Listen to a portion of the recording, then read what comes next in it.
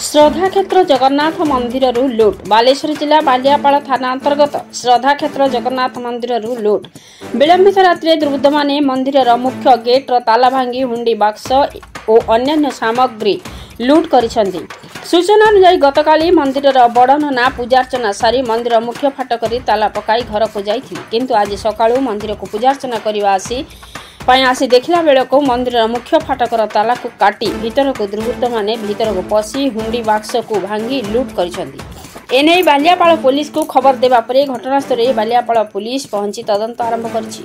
तेबे दुर्बृत्त माने केते टंका लुट करछंती ताहा स्पष्ट सूचना मिली नथिबा बेले दिन को दिन बालियापाड़ अंचल रे एभଳି चोरी वृद्धि पाउथबारु पुलिस पेट्रोलिंग को कड़ाकड़ी करबा पई दावी करछंती लोके। जगत कुमार गिरी का रिपोर्ट मसीहा न्यूज।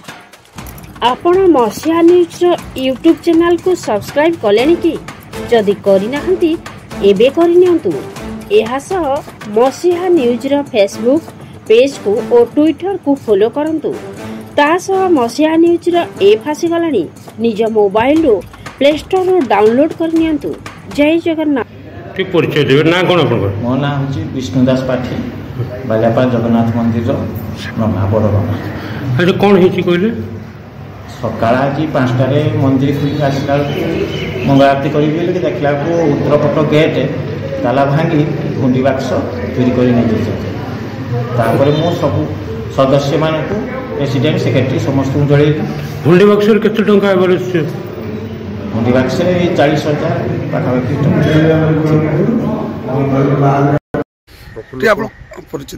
प्रफुल्ल कुमार साहू मंदिर परिचालना कमिटी सदस्य। कौन है घटना मंदिर चोरी कौन सूचना मिली कौन भोर यही 5:55 समय जे बड़पंडा विष्णु नना से मो फोन कले जे शीघ्र आसन मंदिर चोरी होपर मुझे देखे तो विष्णु नना अच्छा बाहर रास्ता पर किसी लोक ठिया मुझे सागे सागे आसली आसिक देखली जे उत्तर पट कबाटा भांगाई गेटा चाबीटा भांगी देते हुंडी बाक्सटा चाबी भांगाई हुंडी बाक्स केते जाइए ना आम जापारनु। तापर पुलिस की जना निया पुलिस आसला पर अधिक तदंत हो। मंदिर भीतर गहना गांठी अच्छी तो सब अच्छी किंतु मुख्य मंदिर जेटा ठाकुर विजय कर मंदिर कबाटा सुरक्षित अच्छे जहाँ जना पड़े।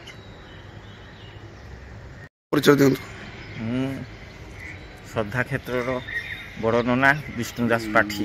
कौन है घटना आज मंदिर सकाळ 5टारे मंगल आरती करने आसला मंदिर खुलला बेल को मंदिर ताला भांगा काटी कौन कौन भीतर को तो पशी ना मु किंतु देखा जाऊँ बाहर जो हुंडी बाक्स भांगिकी नहीं जाइए। मंदिर गहना पणा अन्य सामग्री विषय किसी जानी ना भीतर को पशी ना भीतर को पशिला जना पड़े। तो ये बाबद कौन कर कहूँ